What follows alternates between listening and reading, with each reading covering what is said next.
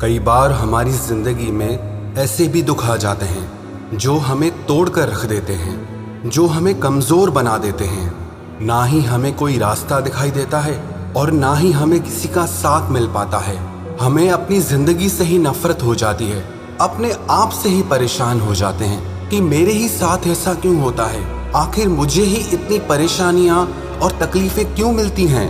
हम ऐसी समस्याओं में फंस जाते हैं, लगता है इसका तो कोई रास्ता ही नहीं निकलने वाला। कई बार जिंदगी में कोई ऐसा दुख आ जाता है जो हमारी हर खुशी को छीन लेता है, हमारी जीने की ही इच्छा को खत्म कर देता है। आपको एक सच बात बताऊं, जब भी हमारी जिंदगी में कोई परेशानी आती है, कोई दुख आता है, तो हमारा सारा ध्यान उस एक परेशानी पे लग जाता है, उस एक दुख पे लग जाता है। और जो कुछ भी हमारी जिंदगी में अच्छा है, जो हमें मिला है, वो हमें दिखाई ही नहीं देता है। आपने कभी गौर किया, आपको जो 10 लोग प्यार करते हैं वो उतना ज़्यादा दिमाग में नहीं आते जितना एक इंसान जो आपको परेशान करता है, दुखी करता है, वो ध्यान में आता है। 10 लोगों ने आपके बारे में अच्छी बातें कही, वो आप जल्दी भूल जाते हैं, लेकिन किसी एक ने आपके लिए बहुत गलत शब्द बोल दिए, वो आप कभी भूल नहीं पाते। हमारा स्वभाव ऐसा ही है कि जिंदगी में जो कुछ भी अच्छा है उसकी तरफ ध्यान बहुत कम जाता है, और जो कुछ भी थोड़ा सा गलत है, बुरा है, उस पे हमारा ध्यान बहुत ज़्यादा जाता है। आज हम बात करेंगे ऐसी 3 कहानियों की जो आपके बुरे वक्त में, जो आपके मुश्किल वक्त में, हर तकलीफ के समय में आपको हिम्मत देंगी, आपको ताकत देंगी और आपको जिंदगी में आगे बढ़ने की एक प्रेरणा देंगी। सबसे पहली कहानी, एक राजा का फलों का बहुत बड़ा बगीचा था। उसमें तरह तरह के फल थे और उस बगीचे की देखरेख एक किसान अपने परिवार के साथ करता था। वो किसान हर दिन बगीचे के ताजे फल लेकर राजा के राजमहल में जाता था। एक दिन किसान ने पेड़ों पर देखा नारियल, अमरूद, बेर और अंगूर पककर तैयार हो गए हैं। किसान सोचने लगा, आज कौन सा फल महाराज के लिए लेकर जाऊं। फिर उसे लगा कि अंगूर अच्छी तरह पककर तैयार हो गए, क्यों ना आज मैं महाराज के लिए अंगूर ही लेकर जाऊं। इसीलिए उसने अंगूरों से एक टोकरी भर ली और राजा को देने के लिए निकल पड़ा। किसान राजमहल में पहुंचा। राजा किसी दूसरे ख्याल में खोया हुआ था और बहुत नाराज भी लग रहा था। किसान रोज की तरह वो मीठे रसीले अंगूरों की टोकरी राजा के सामने लेकर आया और खुद थोड़ी दूर पर बैठ गया। अब राजा उसी ख्यालों में टोकरी में से अंगूर उठाता, एक खुद खाता और एक खींचकर किसान के माथे पे निशाना बनाकर फेंकता। राजा का अंगूर जब भी किसान के माथे पर लगता तो वो कहता कि बहुत ही अच्छा हुआ, परमात्मा बहुत दयालु है। राजा फिर जोर से अंगूर फेंकता, किसान फिर वही कहता कि बहुत अच्छा हुआ, परमात्मा बहुत दयालु है। थोड़ी देर बाद राजा को एहसास हुआ कि वो क्या कर रहा है और किसान का प्रत्युत्तर क्या आ रहा है। वो संभल कर बैठा।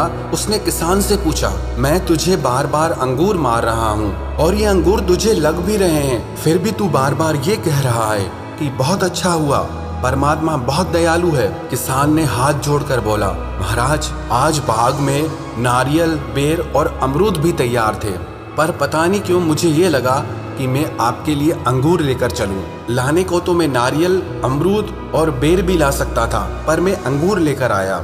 यदि अंगूर की जगह नारियल, बेर या बड़े बड़े अमरूद रखे होते तो आज मेरा क्या हाल होता। इसीलिए मैं बार बार यही कह रहा हूँ कि बहुत अच्छा हुआ, परमात्मा बहुत दयालु है।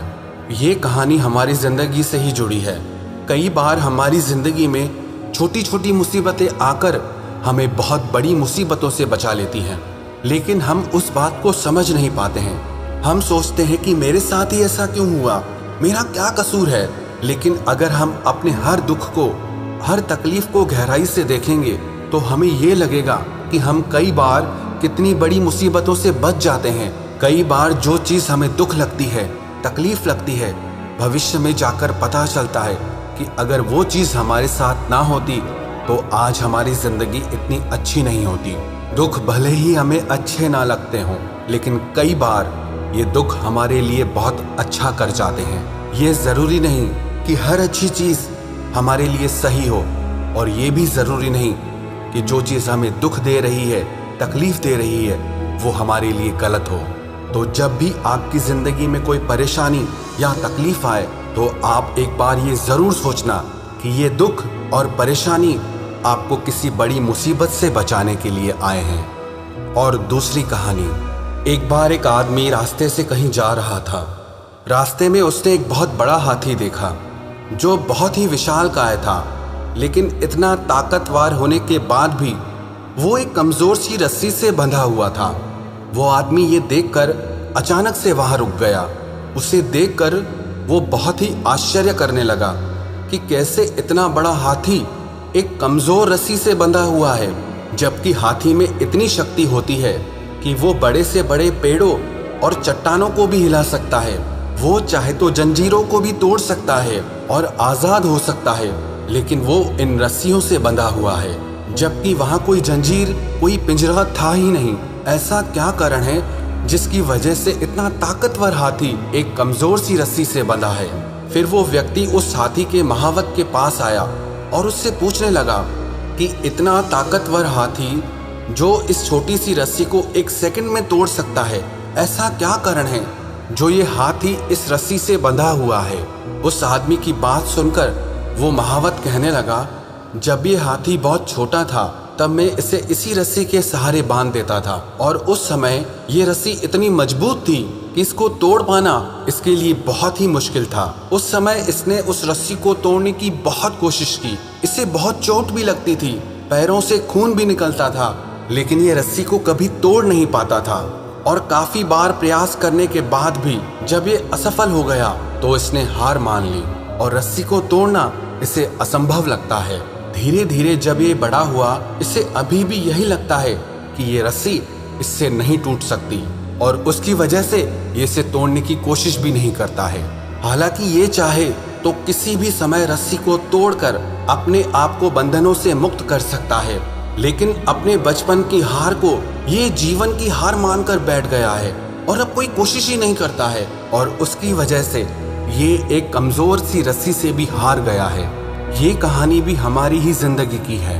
हमारी जिंदगी में जब कोई दुख आता है, कोई परेशानी आती है, कोई तकलीफ आती है, हम उससे इतना ज्यादा हार जाते हैं, इतना ज्यादा डर जाते हैं कि दोबारा उससे करने की कोशिश ही नहीं करते।